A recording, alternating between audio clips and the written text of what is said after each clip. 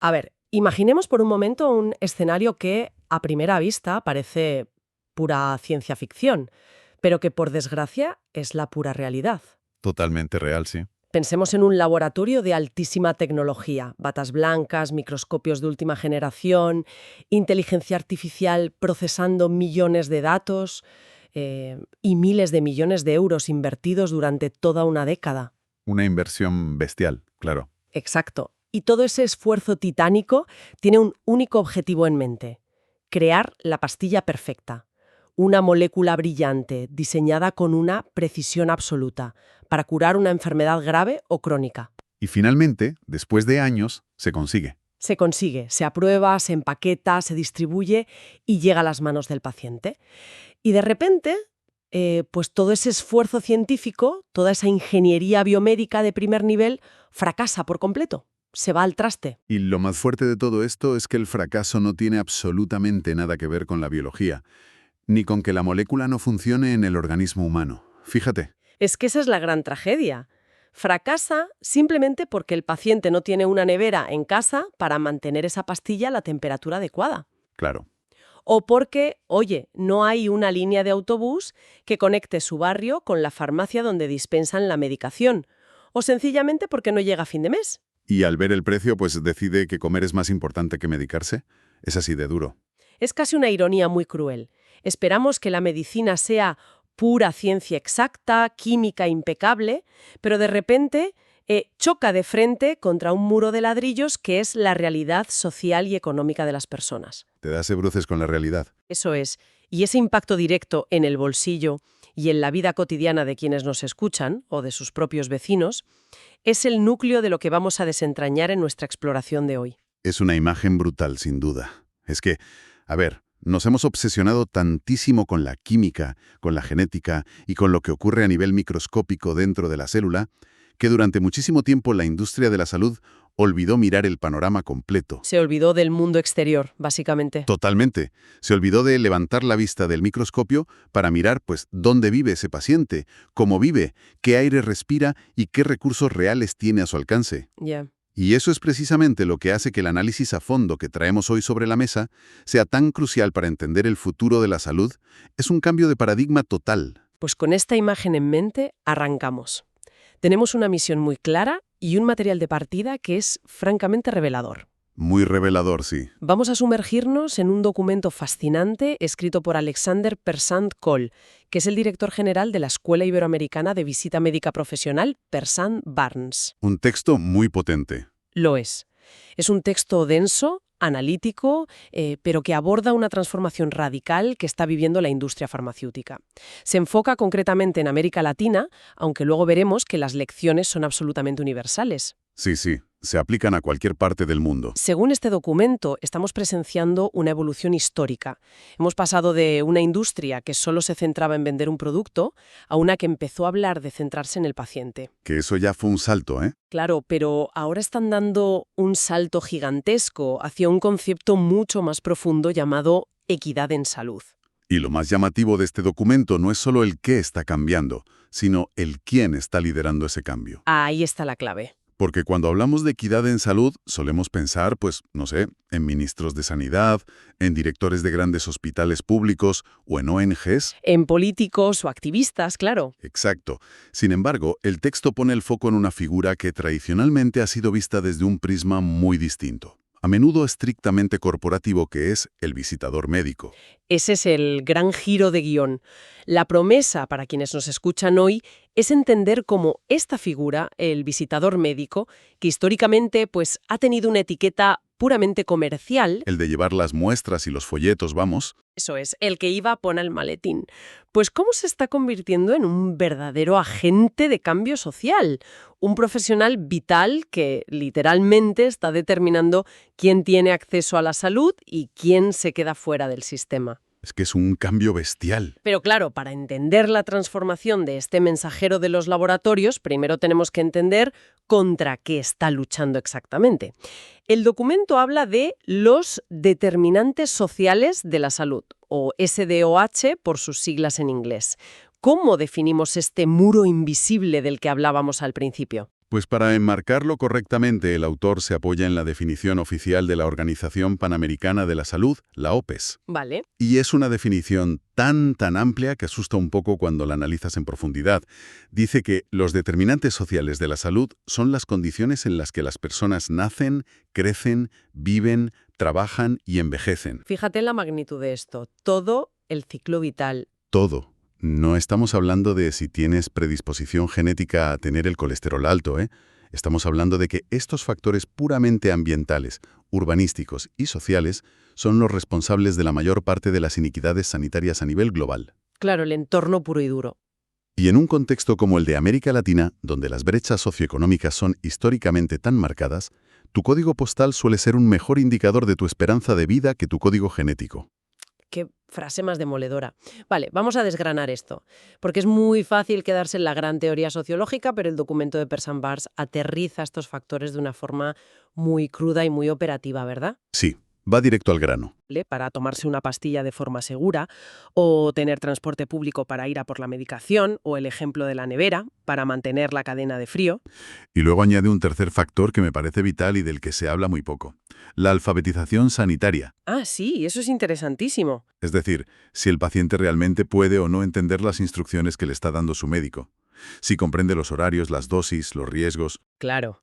Si lo pensamos bien, tener el medicamento más puntero del mundo, pero recetárselo a alguien que no tiene una nevera para conservarlo, es como regalar un teléfono de última generación en un lugar donde no hay electricidad. Tal cual. La innovación se vuelve completamente inútil. Y lo fascinante aquí es que la propia industria farmacéutica, tras décadas de centrarse casi exclusivamente en la investigación y el desarrollo clínico, ¿por fin está aceptando esta realidad? Ya era hora. Sí. Está asumiendo que la molécula por sí sola no salva a nadie si no llega al torrente sanguíneo. El entorno del paciente es la variable definitiva en la ecuación de la salud. Es que es pura lógica matemática, si lo piensas. Exacto. O sea, si un laboratorio invierte 1.000 millones de euros en desarrollar un tratamiento oncológico, pero el paciente no comprende cómo tomarlo por una barrera de alfabetización o abandona el tratamiento al segundo mes porque no puede pagarlo, ese tratamiento no existe a efectos prácticos. No existe. La innovación química más vanguardista se topa de bruces con la desigualdad social más básica. Eso es.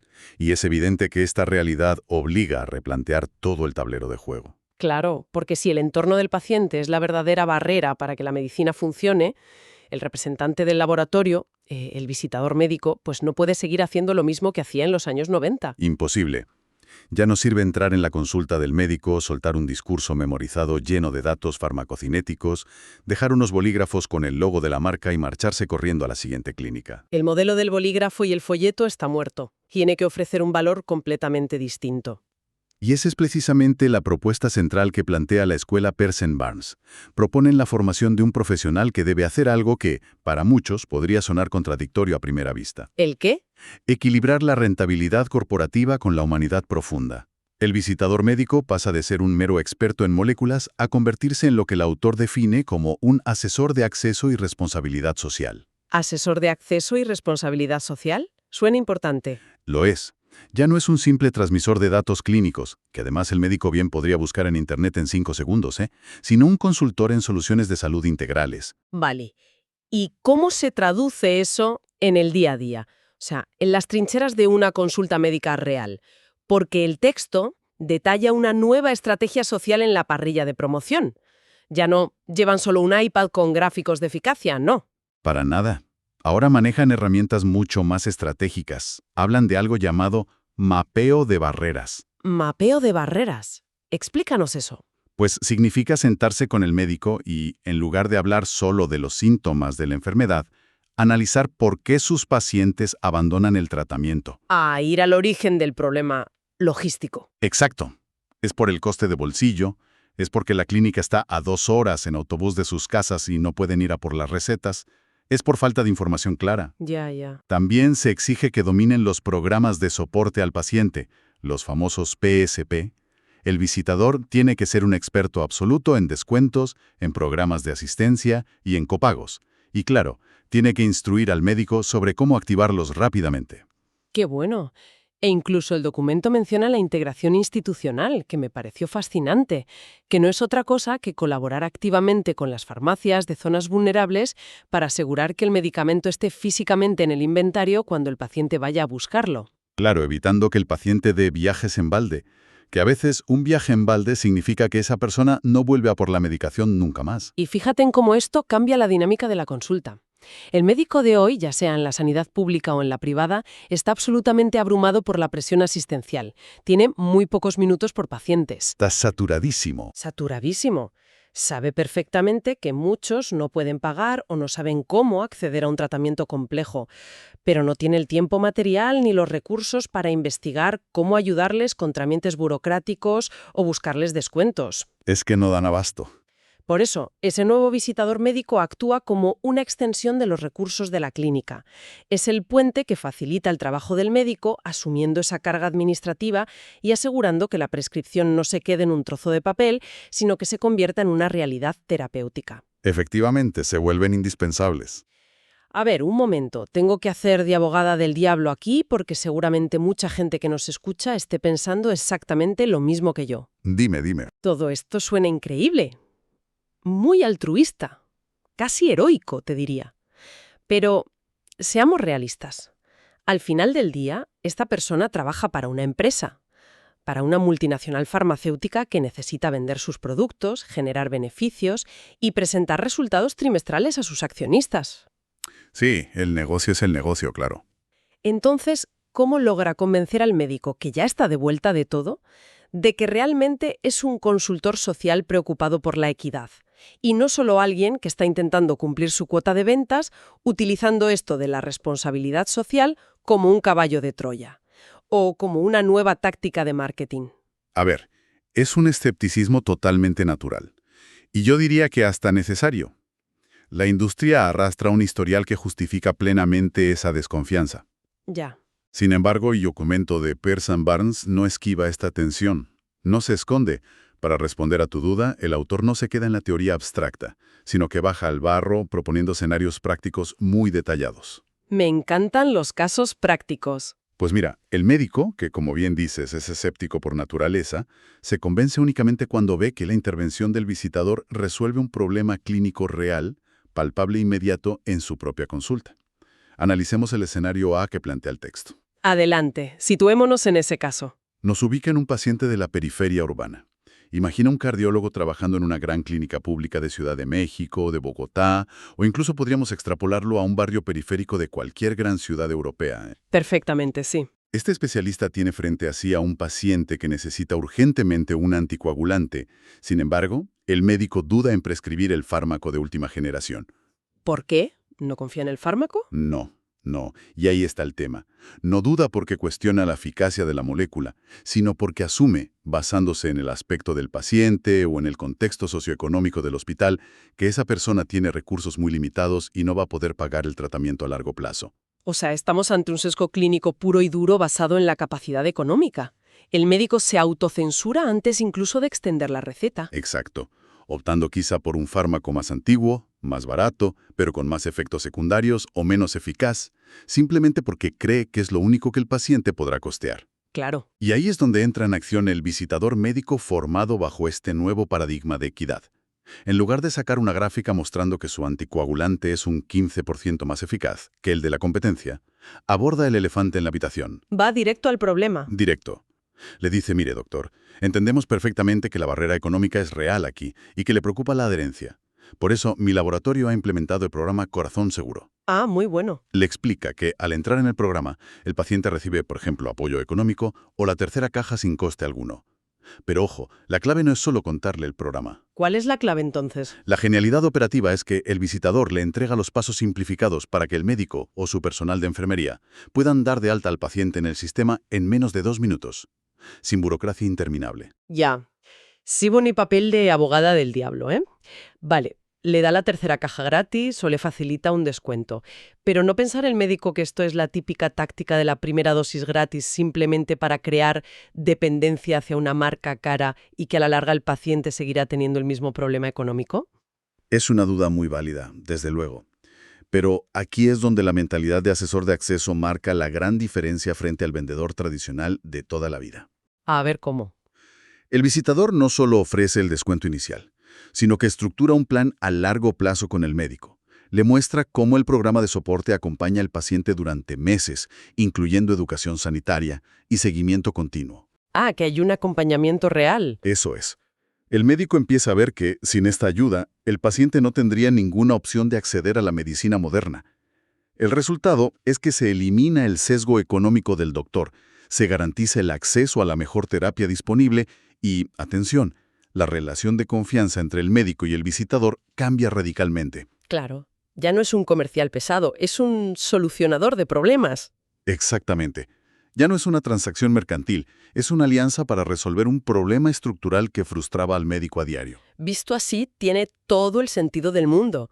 Si le quitas un dolor de cabeza administrativo al médico y encima logras que el paciente se cure o mejore, pues la confianza surge de forma natural. Sin duda. Pero el documento tiene otro ejemplo que me pareció aún más revelador porque sale por completo del tema estrictamente económico y monetario, que suele ser la excusa fácil o lo más evidente.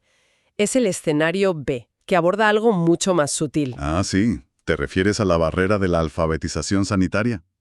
Este punto es, de hecho, uno de los mayores agujeros negros de la sanidad moderna.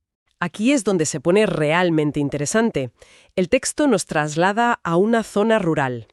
Los pacientes de esta área tienen que seguir un tratamiento para la diabetes, y todos sabemos que la diabetes no es tomarse una pastilla y ya está. Es una enfermedad súper compleja de gestionar en el día a día. Requiere muchísima disciplina. Claro. Hay que medir el azúcar en sangre, calcular las dosis de insulina, administrarla a horas muy precisas en relación con las comidas. Y el problema que tiene el médico en esta zona rural no es que los pacientes no puedan comprar la insulina. El problema es que los pacientes confunden constantemente las dosis debido a un bajo nivel de escolaridad o a problemas de comprensión lectora. Es un drama. El tratamiento fracasa estrepitosamente porque las instrucciones del prospecto son demasiado técnicas. Letra pequeña, palabras raras. ¿Qué hace el visitador formado por la escuela Pearson Barnes ante esto? Pues no se sienta a hablar de farmacocinética con el médico. No tendría ningún sentido. Lo que hace es entregarle pictogramas, guías visuales súper sencillas, muy intuitivas, que además están desarrolladas y financiadas por la empresa farmacéutica y diseñadas específicamente para pacientes con problemas de alfabetización. Y fíjate, el impacto de una acción aparentemente tan sencilla como entregar unos dibujos bien diseñados es monumental. Totalmente. Pensemos en el caso de indicaciones como tomar con las comidas. Si el paciente, por su situación de pobreza extrema o por hábitos del entorno, solo come 2 veces al día en lugar de 3, la dosificación se desajusta por completo. Claro, se desfasa todo. Los pictogramas adaptados culturalmente resuelven esto. La adherencia al tratamiento mejora drásticamente y, claro, los resultados clínicos del médico se disparan porque sus pacientes por fin están tomando la medicación exactamente como deben. Es maravilloso. En este escenario, el laboratorio deja de ser percibido como un simple proveedor comercial de insulinas y se consolida como un aliado educativo indispensable para el centro de salud. Están operando mucho más allá de la química, impactando directamente en la salud pública. Eso es. Pero claro, todo esto dibuja un panorama muy esperanzador para el paciente y para el médico.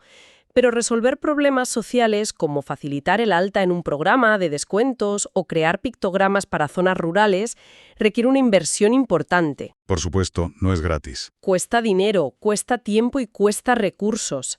Y la gran pregunta que surge, volviendo un poco a la mentalidad de mercado, es ¿qué pasa con el modelo de negocio? ¿Es esto realmente sostenible para la industria farmacéutica a largo plazo? Esa es la clave. ¿O estamos hablando de un gasto a fondo perdido que los laboratorios asumen a regañadientes y camuflan bajo el presupuesto de responsabilidad social corporativa solo para quedar bien en la foto? Pues mira, esa es la pregunta del millón. Y el documento de Alexander Persankol es muy tajante al respecto. Argumenta con firmeza que adoptar la bandera de la equidad en salud no es un acto de caridad filantrópica, es una estrategia de negocio enormemente inteligente y, de hecho, totalmente necesaria para la supervivencia de la industria hoy en día. O sea, que sale a cuenta. Sale muy a cuenta. Lejos de ser un gasto a fondo perdido, esto eleva los KPIs, los famosos indicadores clave de rendimiento. Piénsalo desde la lógica de la diferenciación en un mercado que está saturadísimo. A ver. Mientras otros laboratorios siguen enviando visitadores que saturan al doctor con tecnicismos interminables que no le solucionan la papeleta, el profesional de Pearson Barnes llega ofreciendo soluciones operativas a los cuellos de botella reales de la consulta. Esto transforma por completo la reputación ética del profesional. Claro, el médico le abre la puerta con otra actitud. Totalmente. El médico deja de percibirlo como un vendedor que le roba su preciado tiempo y lo integra mentalmente como un colaborador del sistema. Y entiendo que esa colaboración, aunque no empuje la venta de forma agresiva o directa como se hacía antes, acaba generando resultados numéricos que a los directivos de los laboratorios les cuadran a final de año. Por supuesto. Genera un crecimiento orgánico y sólido que es el mejor tipo de crecimiento. Piensa que si logras facilitar el acceso al anticoagulante en un hospital público, eliminando la barrera burocrática del precio, o si mejoras la comprensión en una zona rural con los pictogramas, ¿qué ocurre? Que la gente toma la pastilla. Que los pacientes no abandonan el tratamiento al mes siguiente. Consumen el fármaco de forma constante, de forma segura y prolongada en el tiempo. Esto impacta muy positivamente en las cuotas de mercado y en la rentabilidad del laboratorio. Pero la clave es que es un beneficio que llega como consecuencia natural de haber hecho lo correcto por el paciente, no por presionar al médico. Es un efecto secundario positivo, digamos. Ahora, para sustentar toda esta visión de rentabilidad ética, que, podría sonar a utopía buenista si solo nos quedáramos en las reflexiones de una escuela de formación, el documento hace algo fundamental. Aporta un respaldo bibliográfico muy, muy robusto. Sí, no son castillos en el aire. Exacto. No estamos hablando de ideas sueltas o teorías sin testar. El texto se ancla en literatura científica y económica de altísimo nivel para demostrar que esto funciona en la vida real. Cita referencias que son ineludibles en este ámbito. Por ejemplo, se apoya en The Marmot Review. The Marmot Review. Palabras mayores. Concretamente en la revisión del año 2020 de Sir Michael Marmot. Este informe, para quien no lo conozca, es como la Biblia moderna sobre los determinantes sociales de la salud. Es un referente absoluto. Lo es. Marmot no se lo dice que los pobres se enferman más, que eso ya lo intuimos. Él demuestra con datos empíricos lo que llama el gradiente social de la salud.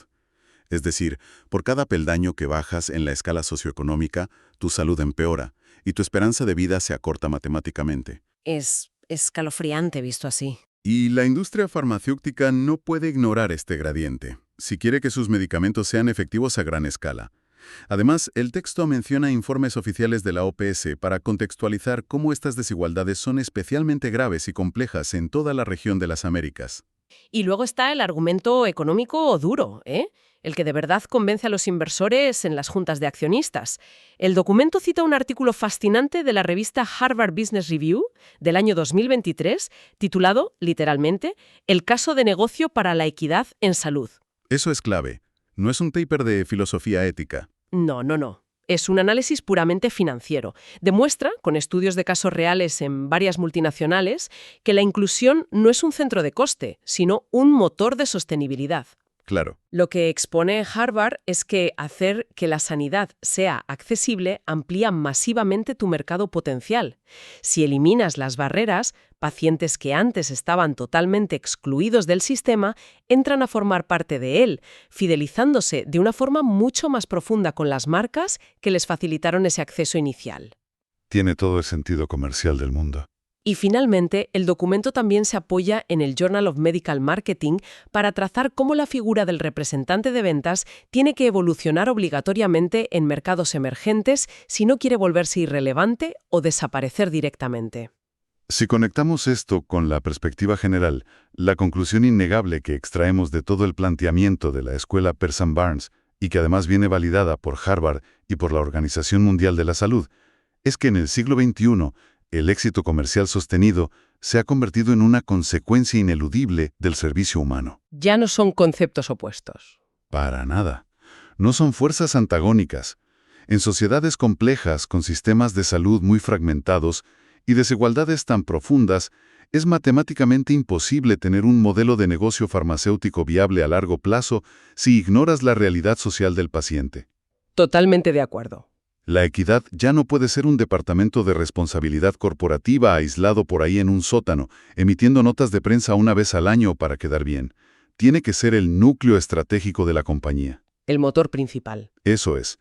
Un visitador médico que sabe asesorar sobre programas de acceso no solo está salvando vidas al asegurar que el tratamiento llegue a quien lo necesita desesperadamente, sino que está cimentando el futuro y la legitimidad de toda su industria. Entonces, ¿qué significa todo esto? Si hacemos balance de todo lo que hemos extraído de este profundo documento de Alexander Persankol, la gran lección para cualquiera que nos escuche hoy es realmente transformadora. Sin duda. Significa que la empatía, pero cuidado, no una empatía vaga, o de buenas intenciones sin más, sino una empatía estructurada, muy metodológica. Profesionalizada. Exacto. Esa empatía y la comprensión analítica del entorno socioeconómico de las personas se han convertido en herramientas clínicas y comerciales tan poderosas como la investigación química en los laboratorios más avanzados. Así es. El visitador médico del futuro, que según vemos en este documento ya está operando en el presente, necesita dominar el mapeo de barreras logísticas, la integración de descuentos y los niveles de alfabetización con la misma precisión con la que conoce las contraindicaciones de un nuevo principio activo. Es, desde luego, un salto evolutivo apasionante para una profesión histórica. Lo es. Y, oye, todo este análisis sobre cómo la empresa privada está adaptándose a la realidad social me lleva a plantear una pregunta final. Algo que trasciende el propio documento y que me gustaría dejar en el aire para que la audiencia lo reflexione por su cuenta. Adelante, a ver. Si los visitadores médicos, que tradicionalmente han representado la fuerza de ventas más puramente comercial de la industria farmacéutica, se están transformando a este nivel para convertirse en verdaderos ingenieros de acceso social y sortear los obstáculos del entorno, ¿no obligará esto a los gobiernos, a los ministerios de sanidad y a las grandes aseguradoras a rediseñar por completo sus propios sistemas? ¡Uf, qué gran tema! Sistemas que a menudo son lentos y muy burocráticos. Claro. No tendrán que rediseñarlos para no quedarse atrás en esta carrera por la equidad, porque si es el laboratorio privado el que está llegando a la puerta del paciente con soluciones prácticas para que entienda su receta o pueda pagar su tratamiento, las instituciones públicas y los sistemas nacionales de salud van a tener que dar un salto gigante para no perder su rol de protectores sociales. Fíjate, es una reflexión que da para mucho y que verdaderamente te deja pensando en quién liderará el acceso a la sanidad en los próximos años, porque al final todo nos devuelve a la imagen con la que empezábamos esta exploración. Al laboratorio y la pastilla perfecta. Exacto. Por mucha innovación que haya, puedes tener la pastilla más brillante, más precisa y más cara de la historia de la medicina. Pero si no entendemos que el transporte público, la educación básica o el simple hecho de tener una nevera funcionando en casa son una parte tan vital del tratamiento como la propia molécula, esa pastilla no sirve para absolutamente nada. Tal cual, para nada. Bueno, ha sido un análisis a fondo espectacular, lleno de aristas y de lecciones que van muchísimo más allá de la industria farmacéutica. Muchísimas gracias a todos por acompañarnos en esta exploración. Hasta la próxima.